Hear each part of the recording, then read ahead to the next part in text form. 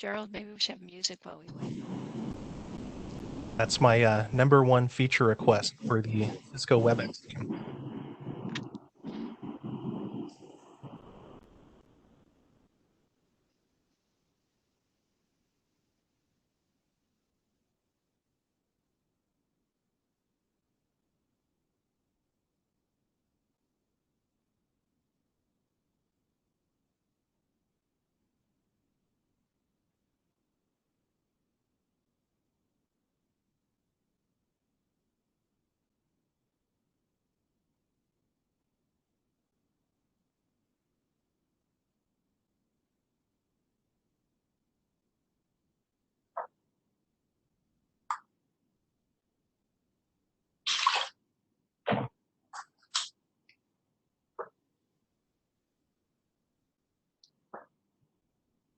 Gerald, I have a large gray block blocking a part of the slides. There we go.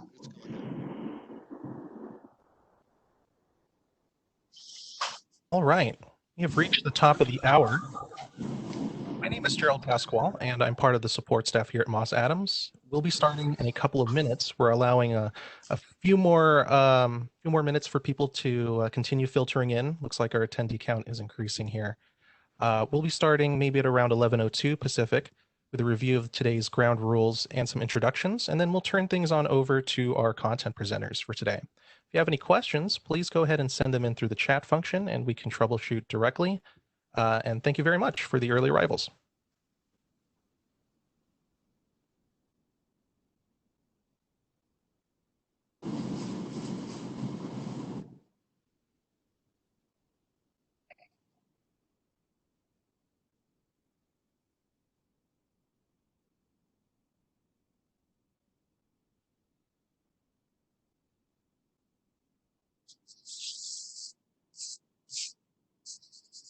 All right, very good. So I'm now showing 11:02 Pacific here on my end, so we'll go ahead and get things started. Again, thank you for joining us for this webcast on restaurant pricing and menu optimization in the COVID-19 era. Before we get started, I'll run through a few housekeeping items. If you've joined us through the WebEx link in your registration confirmation, you will notice that a toolbar has appeared on your screen, allowing you to submit chat messages to the presenters and staff. Please use this if you would like to ask questions or require any assistance. We'll be placing all attendees on mute for this session, and we'll have a dedicated Q&A segment as well to address questions that are sent in. Additionally, a version of the materials that you'll see here today are available upon request within 3 days after the session.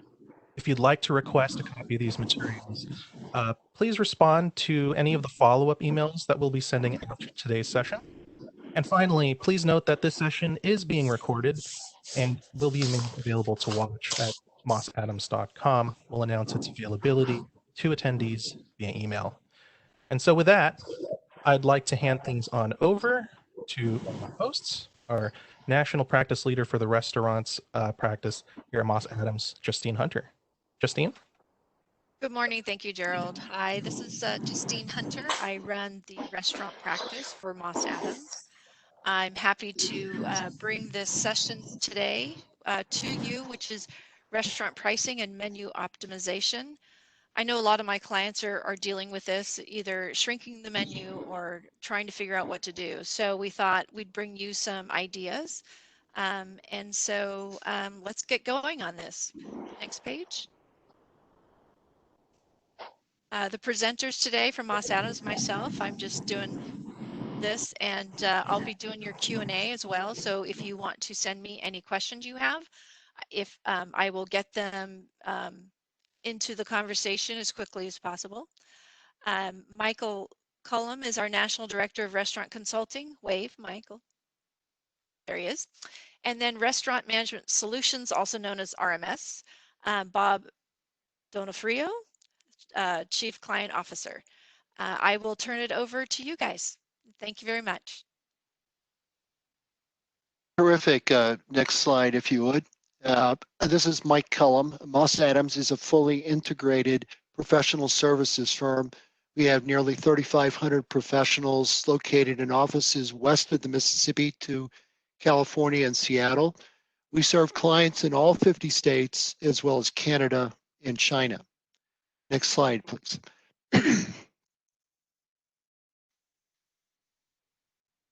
The material that we're presenting today is for informational purposes only. To the extent that you would like to have conversations or make comments, please reach out to us. We're going to provide contact information for Moss Adams and RMS at the end of the presentation.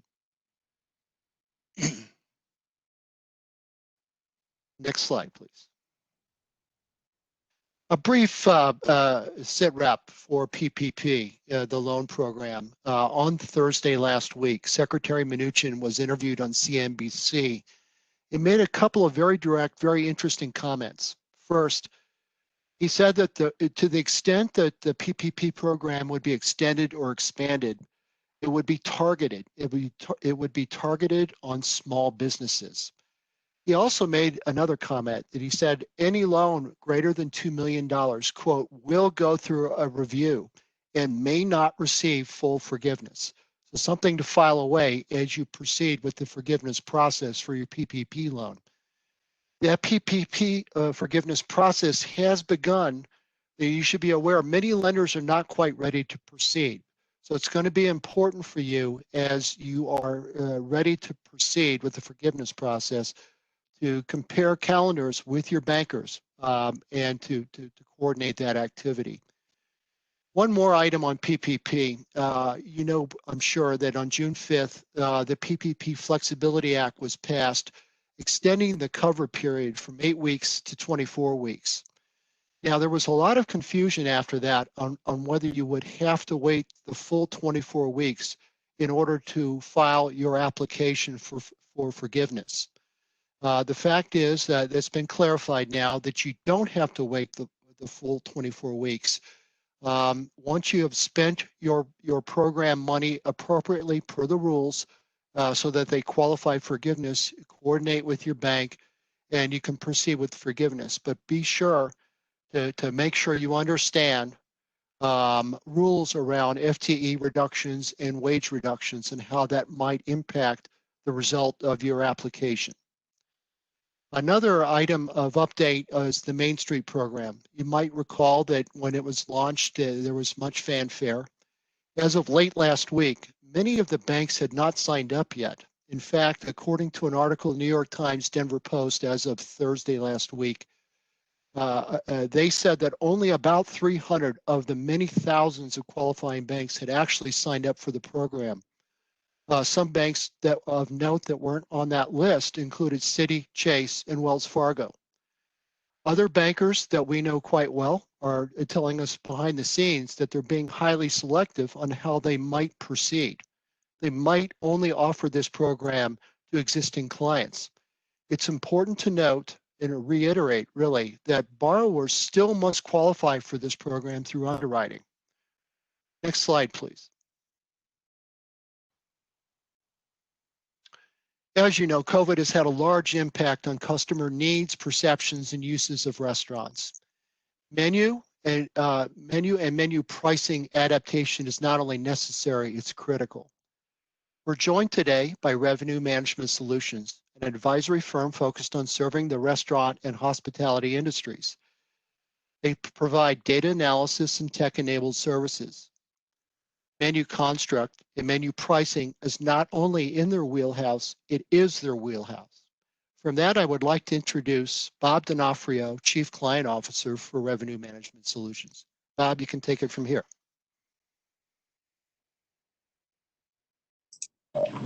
Thank you, Michael. Thank you, Justine, and hello to everyone. Thank you for making time for the session today. My name is Bob Donofrio. I'm the Chief Client Officer at RMS. I've spent 15 years with the firm, splitting my time fairly equally between operations, where I was working with our brand and franchise partners, as well as business development. My responsibilities now oversee the entire client experience, starting from initial contact all the way through maturation of that relationship. Today, we're going to talk a little bit about restaurant pricing and menu optimization in the COVID-19 era. This is the result of direct consumer research that RMS conducted. It's the second of our research series. The first was an international survey of 1,200 participants. The material we'll talk about today was a North American survey, very diverse in terms of geography, ethnographic and sociographic dimensions. We're going to talk about the initial 8 insights that we've developed. There was a 9th insight that was just posted, and we will continue to post material every week or every 2 weeks, depending on how quickly we can generate the responses. Next slide, please. I'll tell you a little bit about RMS very quickly. RMS has been serving our hospitality clients for the last 25 years. We provide strategic guidance to our clients around optimization of sales, menu layout, marketing, and franchisee financial health. We've been delivering this strategic guidance to our clients through a variety of channels that we'll talk about in a minute, but these strategies provide a unique competitive advantage to our brand partners, our franchisee partners, and our private equity groups. And they always result in improved profits for our partners. Currently, RMS is working with more than 50 global brands across 40 countries. Next slide, please. We service those clients out of our satellite offices. We're headquartered in Tampa, Florida, but we also have offices in Paris, London, Tokyo, and Singapore. Our 150 associates now service more than 100,000 unique individual restaurant locations across a spectrum of services. Next slide, please. So broadly speaking, we work with our clients in 4 dimensions. The first is profitability strategies, primarily around price, promotion, and discounting.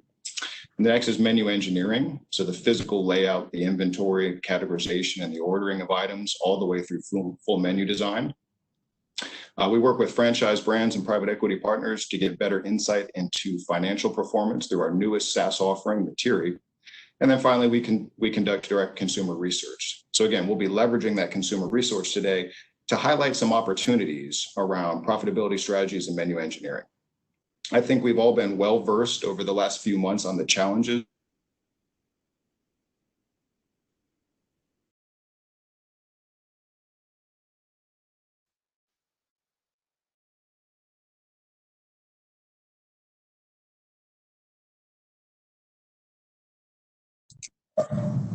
Bob, are you back? Let's give him 30 seconds. Sure thing.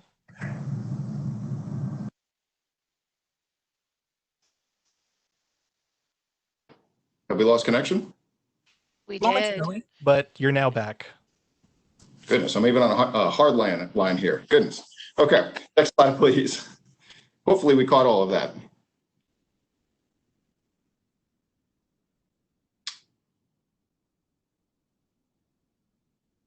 Great. So we're going to dive into the first of the consumer insights, assuming everyone can hear. Excellent. So we began our research in April with a general perspective on consumers' outlook on the industry. Really, this sets the stage for the discussion, right? So initially, right, in the April survey, 58% of our respondents thought that the restaurant industry would be back to, let's say, normal within 6 months. What we've now seen is that perspective has shifted so that 55% now report that they think it will take longer than 12 months. We've got a full 22% that believe it will take 2 years. And there are a number of respondents that believe the industry will never go back to the way it was prior to COVID. I wish I had a silver lining here, but this is more just in terms of context. Disruption continues. And I think as we continue to see some of the bounce back states and some of the increasing restrictions, you'll continue to see a cautious outlook from the consumer, and likely a subject we'll continue to revisit as we iterate through the research. Next slide, please. Talks a little bit about consumers and how they are now evolving their usage. And this is primarily around channels. And so not surprisingly, we saw significant uptick in all of the contactless delivery channels, right? Whether that's delivery, takeout, or drive-through. We have now started to see of the brands, let's say, that are winning right now, those that were better positioned to leverage these channels prior to COVID are now seeing a less contraction in their business.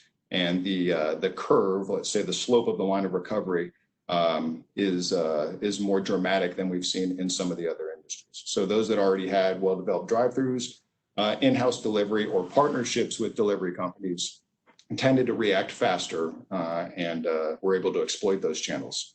One of the areas where we see an opportunity here is around menu design. I think pre-COVID, many people thought of a takeout menu or let's say a delivery menu almost as an afterthought. Physical menus and menu boards were really the primary focus.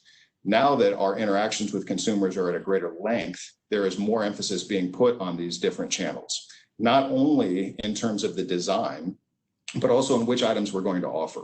Portability has become hugely important for customers as they go to more takeout channels. And then how do we leverage those channels to give our customers not just fresh, but also cleanliness cues, which we know we'll see in future slides, is one of the real important things here. We've also seen new approaches to the way that we look at menu research in terms of how customers navigate the menu. We've partnered with a local university. The University of South Florida has the second largest biometrics lab in the country that's focused on looking at how customers use the menu by tracking eye movement. And it's something I think brands can continue to exploit as we better understand how digital natives and non-natives react to the various channels that we're now leveraging for our menu platforms. Next slide, please. In general, what we found is that most of our customers, half the respondents, say that they expect to eat out less than they did obviously pre-pandemic. Again, I don't think this is a huge takeaway here. What I found very surprising was that there's still a full 50% that crave that eat out experience. And if you look at the reasons why, it was about getting back to routine, having common experiences and being able to share time outside of their homes. It's no surprise to us that we see, health concerns, safety concerns being the largest detractor here in terms of willingness to eat out again. But disposable income also comes in at 11% of respondents. So it is not just health that is keeping people back. There is also an economic impact that we have to deal with. Now, again, revisiting some of those creative ways in which brands are now reaching out to consumers to create new use cases. We obviously saw a lot of the brands play on contactless delivery, but now you start to see players that previously were not in either a delivery or even a to-go mechanism, right, which would be some of your polished casual or fine dining, now starting to get really creative with the ways that they're starting to engage their customers. I think meal replacement or meal kits was something that was really interesting. We saw some of the brands go to wholesale sales, and especially those that deal in higher end ingredients. There was a real craving as people started cooking more to get their hands on some of those ingredients. And even QSR was able to get into the game. Dunkin' very successfully launched a take-home decorate your own donut kit. And so again, creating new use cases for people that aren't out as much as they were is going to be really important to how we gather some of that traffic as we go forward. Next slide, please. Next, we looked for those customers that indicated that they were going to eat out. We started to ask them what were they looking for restaurant experience when they did start to return to dining rooms. Again, maybe no big surprise here, but cleanliness cues have replaced fresh cues in a number of the respondents that we see. So where customers were deriving their perception of a brand from the quality or the freshness cues before, they now want to see very visible posting of sanitation and cleanliness guidelines. This means, whether you're interacting with them through a drive-through menu board, through an in-house menu board, through a table topper, or your physical menu, you have more opportunities now to engage in this new concern area than we previously had before. And again, in terms of opportunity here, I think we should not forget that our menu designs in the future have to have a specific purpose in communicating the cleanliness and the sanitation cues to our consumers. They want to physically read what the policies are, and they want to see those policies in practice when they're inside their restaurants. I would also remind you that that extends to third party. In many cases, a consumer does not differentiate between what is delivered at their door through a third party versus what they may pick up. And so any way you can extend those cues to your third party partners, I think is going to be an important thing to capitalize on. Next slide, please. We saw a really fundamental disruption in both the breakfast and the lunch day part. 33% of the respondents said that they had seen substantially different differences in their eating habits in those two day parts. A third of those responded that they were cooking at home more. So again, there's an opportunity to engage through some of the at-home kits, a little bit more difficult, I think, at breakfast and lunch. But there's this new idea that there is a blended day part now of brunch, with people being less likely or less often getting up as early, let's say, to get into the office. Making sure that you're somewhere by 10:30 in the morning is maybe not as likely as it was before. And so this idea now that you have blended day parts around breakfast and lunch creates an opportunity. It was also interesting to see shifts in the behavior. 15% of respondents without prompting cued that they were eating more healthy. 4% said that they were not eating as healthy as they were before.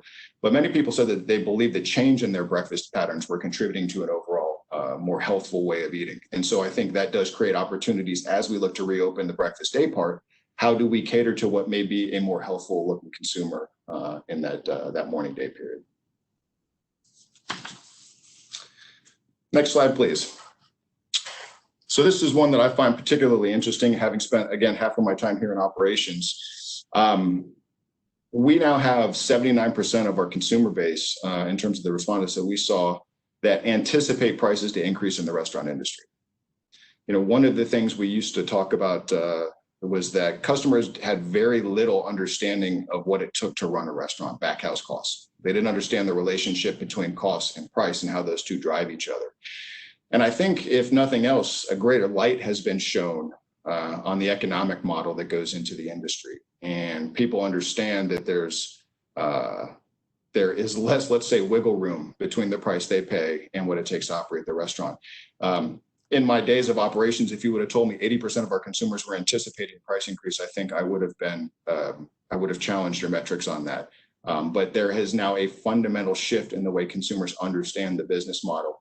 And while there may have been a bit of a moratorium on price initially, it does appear that there may be some opportunities to engage the consumers on that front, and have them be a little bit more accepting of some of that pressure. When we ask consumers on the next slide, when we ask consumers why they expected those prices to increase, it demonstrates that greater understanding of the economic model. And so lower capacity was the number one reason. 2/3 of respondents indicated they understood lower capacity meant that may increase costs. And then there was also obviously the higher level of sanitation requirements. And then there is an understanding that the food chain potentially has been impacted, and that shortages may cause a short-term rise in those prices. Again, a consumer that is more understanding of the economic model may be more understanding of the price increases, but it's important that we consider that consumer as we make our decisions. And so I think we'll break a little bit now and talk a little bit about some of the things that we should consider as we're looking at price opportunities or the potential of taking price. We'll just go ahead to the next slide, please, Joe. Great.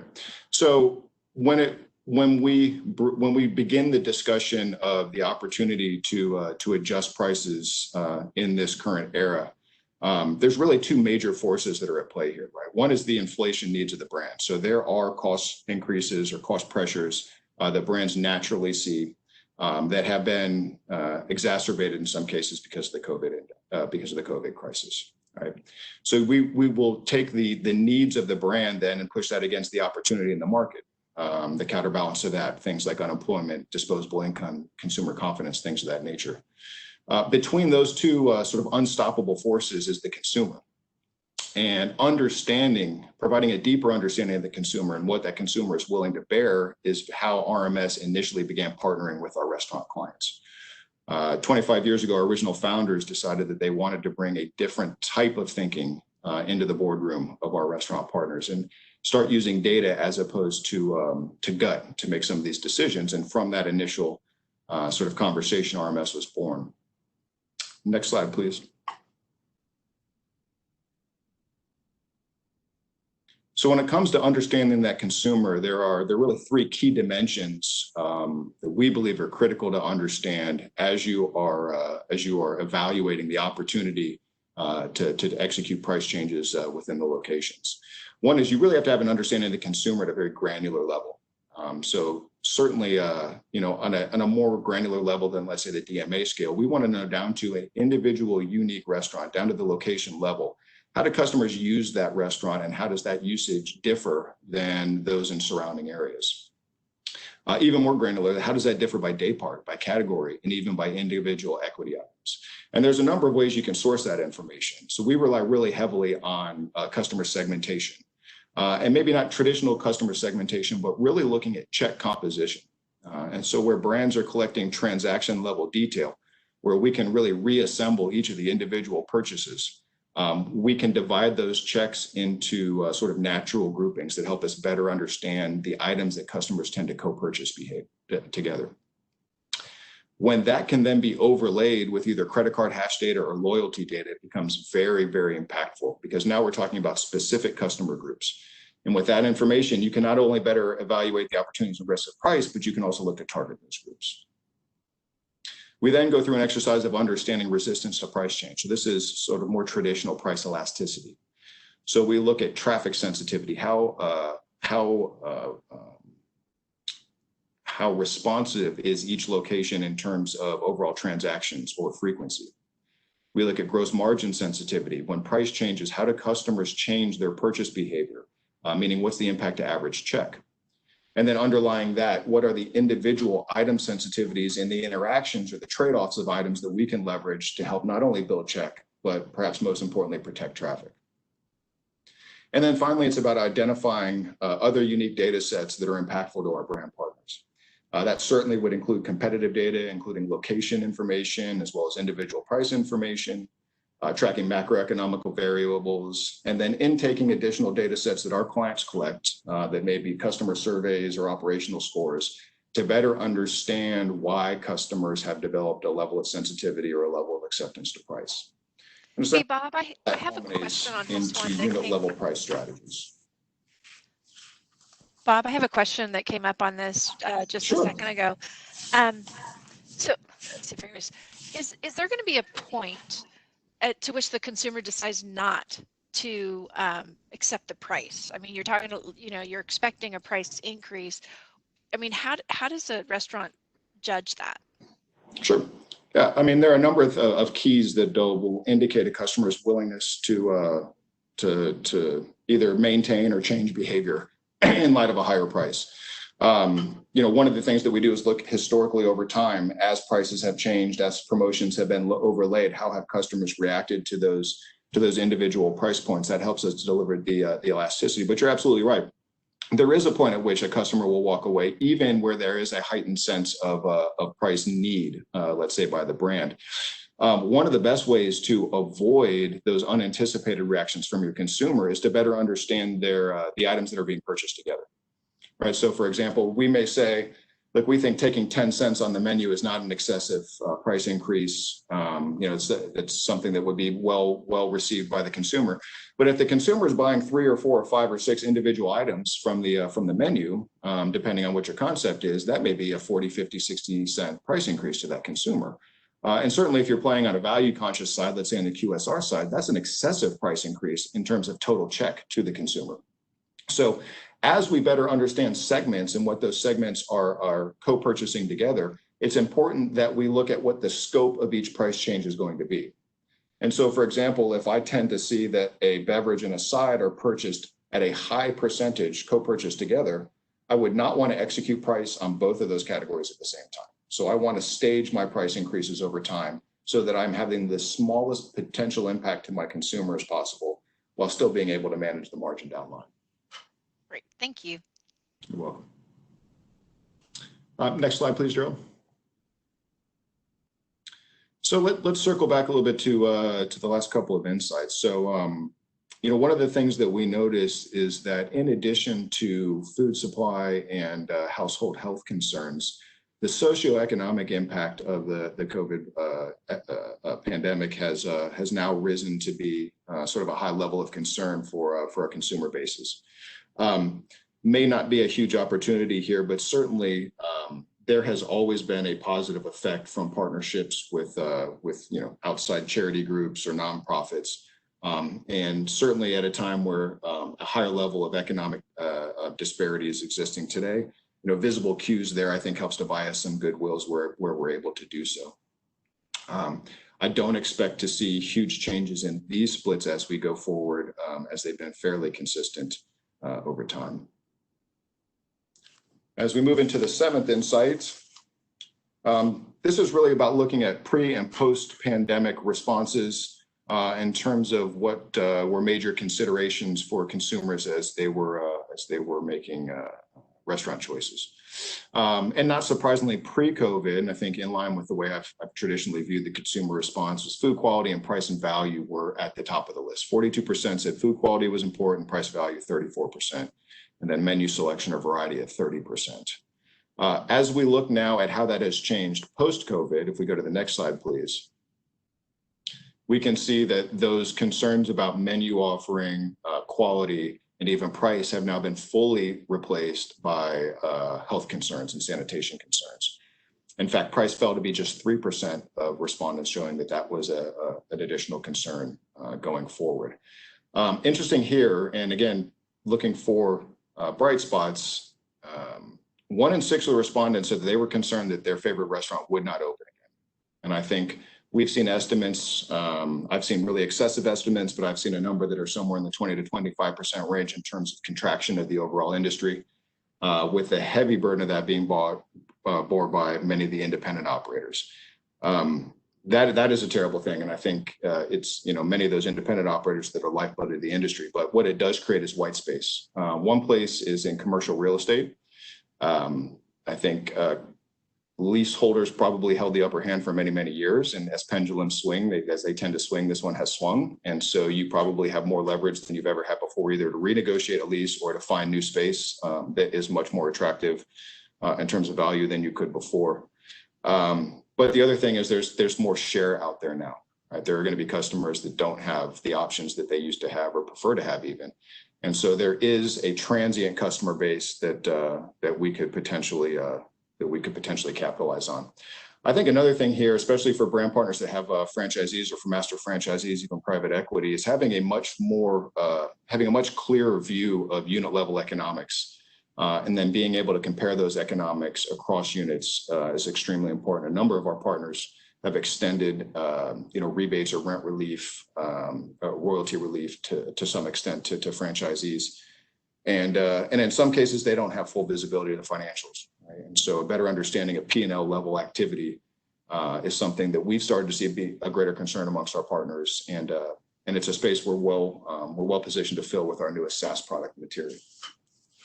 So Bob, I have to ask this question, it just came up. What is your current outlook for the industry and now that we're stepping back, at least in California, and reopening? I mean, when is post-pandemic going to happen? Yeah.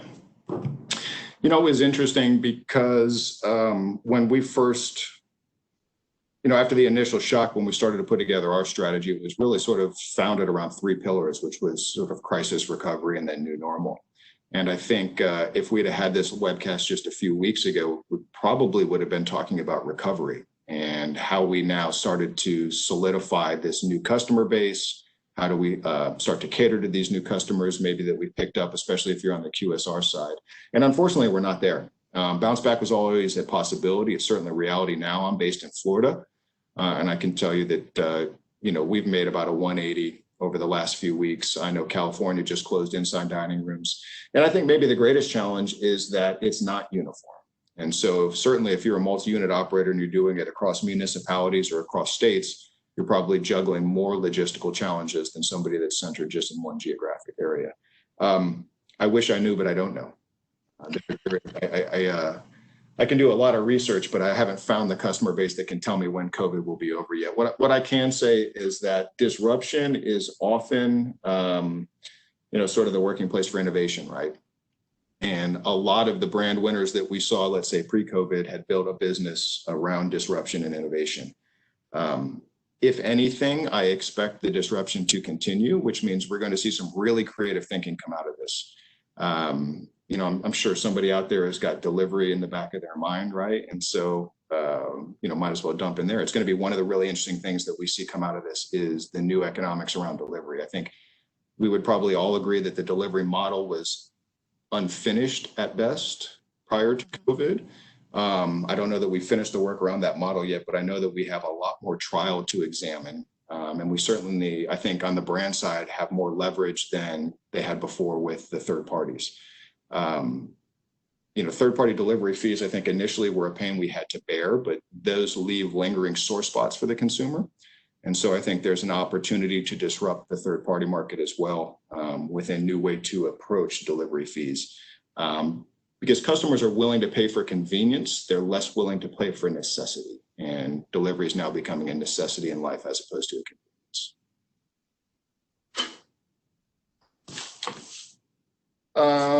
So let's see, I think we're at, if we move to the next slide, please. We'll finish up with our Insight 8 here, which, really the key takeaway is that consumers expect this to continue, right? Whether you're on the 12 or 24 month horizon, they expect there to be lingering effects, post sort of COVID crisis, whenever we get to that point. And the sanitation and safety cues as well as social distancing, I think is something that they will come to expect as a new normal as we move forward. The interesting thing here as it relates back to the last few insights is look at price value now. It has dropped to just 3% in terms of what they think is an ongoing concern. And so while there is this era right now of recognition and sort of, I really think sort of circling around the restaurant industry to support it, there may be short-lived opportunity there. I think ultimately disposable income becomes a real key player in this equation. And the longer we linger with some of the economic disruptions that we've seen, that window may close. And so, judging right now the short-term opportunities, which I think, there are some short-term opportunities to exploit menu to get our point across, and then making sure you risk the opportunities and the risks associated with price change in this window where customers have a heightened sense of price and the need for price. I think is an area of opportunity for our brand partners to exploit. So just as we round that out, again, just want to show we've gone through the 8 insights, sort of taking us through the recovery horizon for the consumer. Obviously, they're extending that horizon now, taking you through a lot of the key considerations that have gone from fresh cues now to cleanliness cues. Some of the opportunity that this has created potentially around price and menu optimization, and ultimately, the fact that this window may be temporary, and there are opportunities that we should likely be actioning on now as we still consider the sort of the long-term ramifications of these decisions. As I mentioned earlier, and if we put the next slide up, we continue to conduct research. We'll conduct our 3rd series beginning next month with another 1,200 participants in North America, where we'll be not only revisiting some of the topics that we discussed today, but also broadening the surveys. And as I mentioned, we just posted our 9th insight, which provides a deeper dive into generational insights on the website now. The website's posted here. I encourage you to not only to look at the impact reports, but also if you'd like further information, my contact information will follow. And I'd encourage you to reach out to me directly, and I'd be happy to have a conversation.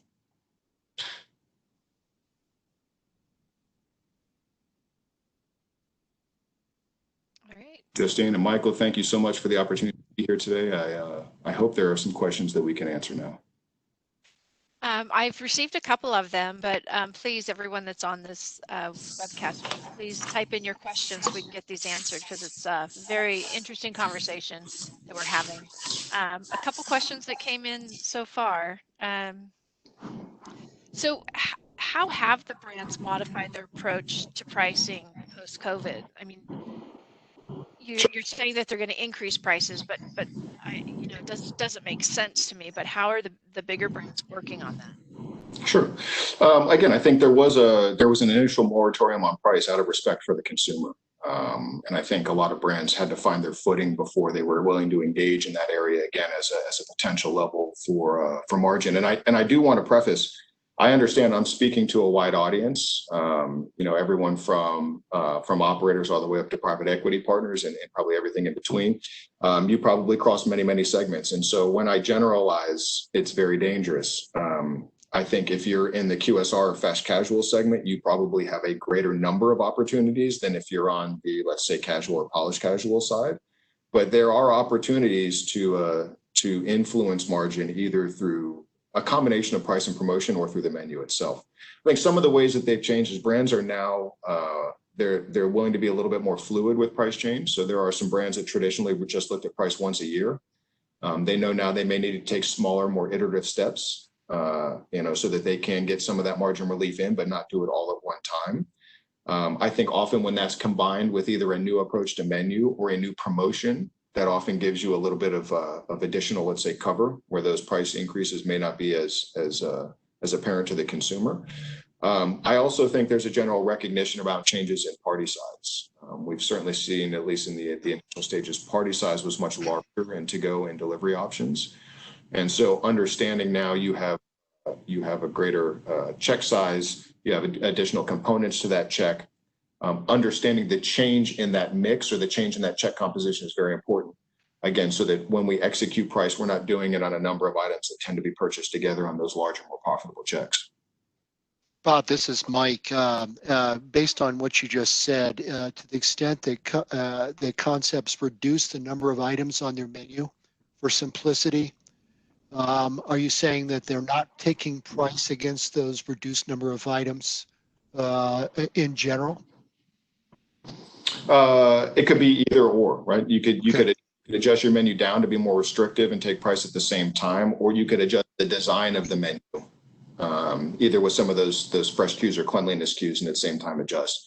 What we see a lot of brands focusing right now, instead of just pure price changes, are in modifying capacity in some way. And so certainly if you're a drive-through provider, understanding how you can increase the capacity of the drive-through by a certain number of cars has a certain financial benefit to you. So the ease of navigating the menu, I know I'm probably not the only one in the early days of the crisis who drove to a drive-through establishment and saw pieces of paper typed over certain portions of the menu, right? I think we're evolving. Obviously, that was the sort of the knee-jerk reaction. Now we're evolving to better help our customers better understand how to navigate the menu and how to do it more quickly.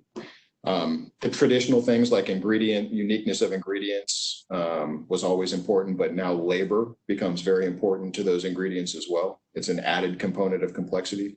And so those that are more labor intensive or have more unique ingredients tend to be those that are candidates for removal because, you're obviously trying to drive capacity with the fewest number of ingredients possible. Okay, Bob, I have a question from Denise. She's saying, I'd love to hear your thoughts on opportunities for catering and or individual packaged meals. Sure. Well, so I'm going to first say catering is not my area of expertise. So my first reaction is catering is going to be a bit tough, right? Because party size is really restricted right now. So I guess I'd have to a little bit know more about the space that you're targeting. I'd focus on the other side, which is individual meal replacement, which I think is an absolutely huge opportunity right now.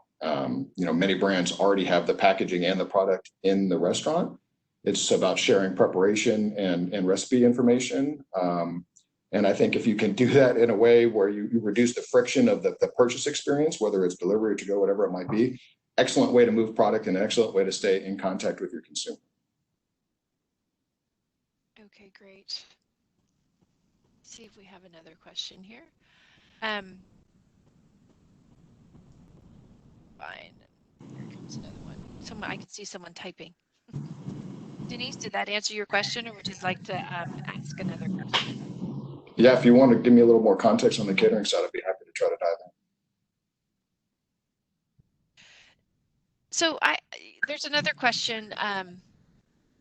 There's another question that came up is, do you see a difference in, and I guess it's kind of limited right now, but do you see a difference in the dining in, either outside or inside menu versus the delivery menu and what's on site? Yeah, absolutely. And I think it's almost something we'd encourage right now. In the early days of delivery, whatever the menu was in the restaurant was the delivery menu as well, right? But I think brands learned really quickly that not a lot of their products travel well. And so, the reference I made earlier is, customer is used to coming to the dining room and now they're ordering delivery or takeout and the food quality that doesn't match. There's a real disconnect there.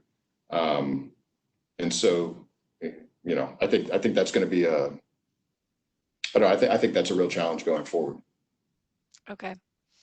And then Tom, I think you have a couple of comments. If you'd like to unmute yourself, we have a little bit of time while I collect up some more questions. Okay, thanks. Tom Wagner here. I'm an executive consultant with RMS, and I interact with lots of different restaurant brands as well. You know, I think one of the big questions that it's really for our economy overall is, what does the recovery look like? And depending on how the recovery behaves, that's going to affect a lot on what the restaurant space is going to need to do. So, for example, if you've heard of a V-shaped recovery, right, that is the economy shut down and it's going to V right back to where we were. Well, that's probably not going to happen. We know that now. The next was a U-shaped recovery, which is going to take, it was going to take a lot longer to recover, but it would go back to where we were. Then there's the W-shaped recovery, which is what people are still hoping for right now, which is we came down, we started recovering, and now we're closing down again, but hopefully we will get back like a W. And then there's the most feared, which is the L-shaped recovery, which is the economy decline, and it basically is going to, you know, sustain at a much reduced level. Now, the reason why that's important is because we're all in this restaurant space. In reality, there is a supply function as well as a demand function for restaurant occasions, right? So if we have a reduced or closer to an L-shaped recovery, right, there's going to be an economic shakeout for, you know, many outlets, many restaurant outlets. And what that does, of course, is, right, it changes the economics of what it takes to survive in the industry. But it also has a change in demand function. So like what Bob was talking about, you know, prior to COVID, right, this was all about frequency plays, right? You know, our nation was finding more reasons to eat out more frequently. And restaurant frequency, especially if you include delivery, was still building, right? Now, if that's going to be greatly reduced, what does the new, like, how do you go after your business in a W-shaped recovery or maybe even an L, slightly shaped? There will be unique demand functions. And what we're trying to make sure we do at RMS is that we consult with our clients in such a way that we give you the best long-term road. Because people are a little apprehensive to change prices too much right now if we're going to ultimately recover to where we were, right? So it's really going to come down to, what does the end of this recovery look like? Will we get back to the same, right? So in other words, will the demand function side of it be just as strong, so the supply function will be able to accommodate that, or will they both be reduced? And as Bob was saying, there is really going to be a lot of opportunity to innovate in this space, right? As long as you're cautious about how to do that in terms of economics for the consumer. So I have a question for either Tom or Bob.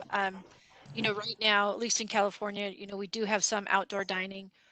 What are restaurants going to be doing with capacity changes where in the fall and there's rain, or, you know, in Texas where no one in their right mind would go outside and eat outside because it's too hot? What are some ideas that we can do to help the capacity changes and the need for outdoor dining? I'm based in Florida, and I can tell you right now, I mean, you know, unless you're on the water, I don't think I'd even consider something, you know, in a city center right now, because you're right, it's 98 degrees and 100% humidity.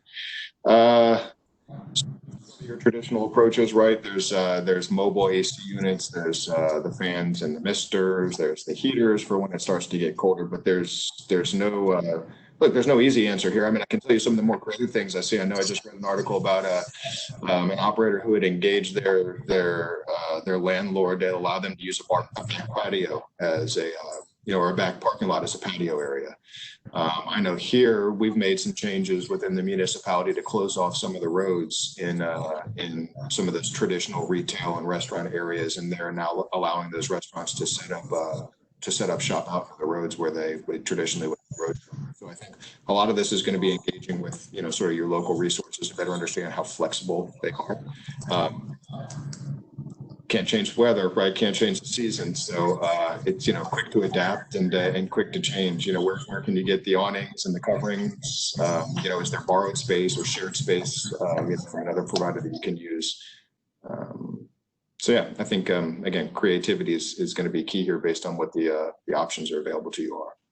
So one thing I've seen, the Habit Burger most does have drive-through, but there's a couple places where they're standalone and they did not have drive-through, and they worked with their landlord because the rest of the shopping center, it was, you know, outside parking was closed, and so they used cones and tape, and they set up a drive-through system that basically saved that restaurant location because you know, the businesses were shut down, so there wasn't, you know, they didn't get the lunch traffic that they usually get from the commercial buildings. And so they actually did kind of tape down a drive-through, and they had someone, you know, taking the order at the beginning. They drove around the restaurant, and someone came out with their order. So I've seen that. Have you any other things that you've seen that would be like that? Well, I guess the most important thing is I would say don't forget to ask, right? Because I think some of those questions that you would have asked, you know, either a local authority that has to give you permission or a landlord or a leaseholder, you know, before we would have gotten thrown out of an office. I think now there's certainly recognition that revenue is hard to find. That means it's harder to pay the leases. And so I think, you know, more than ever, they're willing to be flexible in terms of how they might be able to accommodate you. So yeah, don't be afraid to explore all options. Tom, have you seen anything else unique out there? Well, just I live in downtown San Diego, so what we're really seeing is, like, again, the closing off of the streets, and that, you know, people can add sometimes upward of 60 to 80, you know, seats capacity outside. They basically, I don't think they lease it, but they kind of mark off, especially in Little Italy here in San Diego. It's booming, right? The dinner occasions, especially dinner, you know, and people eat really early now. So you're just saying, you know, just the need for innovation to try to keep your head above economically is creating a lot of interesting things. I actually was walking downtown. This is from salons, because they closed nail salons and hair salons, etc. And I asked this salon owner, her door was open, and I said, "Are you open?" She said, "No, we're not allowed to be open." She said, "But we're already talking to the city and seeing if we can have an outdoor nail salon on the street. We'll bring our salon chairs out, right? We'll do our masks, and if it's really an inside thing." So, you know, the city of San Diego is, I don't know if they're being as laxed as they probably need to be, but I think they're at least trying on some things like that. So, and again, remember, where you don't have options, things like meal replacement and to-go are really viable options that allow you a little bit more of a twist, your own personalization on the experience as you send that food home. So certainly if you're in areas that don't have the ability to get indoor or to remain outdoors as we shift from summer into the fall into the winter, connecting with your customers on that level is going to be crucial. In Colorado, they have done what Tom indicated in a number of towns when they are allowed to expand their seats into the street, and they close the street off. But what's also interesting is they've gone lax on alcohol serving in the streets, and delivery of alcohol to homes is now legal in Colorado, where it was not before. So Bob, yeah, it's interesting, actually. Sorry, go ahead. I have another question for you. It's real interesting. Have you seen fast food, fast casual restaurants that didn't have tipping in the past change that and start encouraging customers to tip? Let's talk about the human side of the restaurant. Sure. QSR and fast casual. I cannot think offhand of either hearing that in a conversation or experiencing it myself. I can see the genesis for the question, right? That there's certainly an understanding that, and this was pre-COVID, right? The 5 for 15 really began the understanding that there tended to be a lower, let's say, hourly wage in some restaurant situations. I also know it's something that as employers, it's things that we've struggled with, right? Because, I hear all the time that restaurant workers are making a decision about continuing, unemployment, which may be just as valuable, if not more than what they were making when they were in the restaurant. So just finding labor to get back into the restaurants and work, I know, is a challenge. But I haven't seen any specific developments around employee tipping. So one of our listeners said that he's done it, and it's been huge because there's an outreach to the employees, because I think everyone, I mean, if I go to a restaurant, you know, I'm tipping more than 20% because these people have just suffered. So Jeff Arnold, thank you very much for that question. Would love to know what concept you are, and we'll have to go visit it. Yeah. Do we have any other questions? Looking around. Come on, Jeff, let me know. No. So who is winning? I mean, two questions. One, who's really winning? And do you Sure. expect, oh, Paquito Moss, there you go. Paquito Moss is doing the additional tipping, so that's good. Do you expect, or would you expect restaurants to go back to the old menu? And what is the menu of the future? Well, I'm sorry. So you said who's winning, Yes. and then we expect them to go back to old menus? Yeah, do you think that, you know, like some of my favorite meals are no longer on the menu and I'm very upset, but Yeah. you know, what is the Yeah. restaurant thinking right now? Yeah. So I think we're still sort of in a reactionary stage. It's one of the things that I think, maybe didn't come out during the conversation. I'm glad we get to do it here. The fact that we have to change rapidly doesn't mean we ought to throw out sort of forethought and testing, right? And so wherever you have an ability to do even small test cells so that you get some operational feedback and some consumer feedback, I certainly think that is still very important. There's some benefit to sort of the spaghetti against the wall approach, but ultimately we don't want to spin our tires here, right? We've got to get back to sort of engaging with the consumer. What does the menu of the future look like? I think if anything, it's proved it has to be highly flexible, right? And so this idea that we're going to have a sort of a printed artifact that we're only going to refresh once a year or twice a year, or maybe even for the really aggressive guys quarterly based on some sort of seasonal changes in the menu. I think that idea is going to come to pass as being a little bit too permanent. Right. And so the idea of digital menus, I think even when we're in restaurants, and again, I know that presents some challenges right now because of touch, maybe it's a personalized menu. You pull it up on your own phone or your own tablet as you're in the restaurant, as opposed to them handing you, some sort of physical instrument to look at the menu. I think that provides the level of flexibility that's going to be important. Certainly if we continue to see kinks in the demand in the supply chain, you may have brands that are in and out of product, even very popular product, one day to the next. I mean, we all saw, Wendy's ran out of beef for a short time in some of their restaurants, and it created a lot of really interesting memes. But the thought of not being able to get a burger at Wendy's, I think at one time was really counterintuitive, right? And so I think having highly flexible menus where you can, if you are a seasonal restaurant or even an area that relies very heavily on specified ingredients, change those more rapidly, I think is really important. In terms of who's winning, I mean, it's pretty universal right now. QSR in general is winning. We've seen them adapt to the new sort of engagement channels more quickly, and a lot of that just has to do with they were already well down that road, right? Drive-throughs were already highly profitable, right? We discovered that quite a while ago.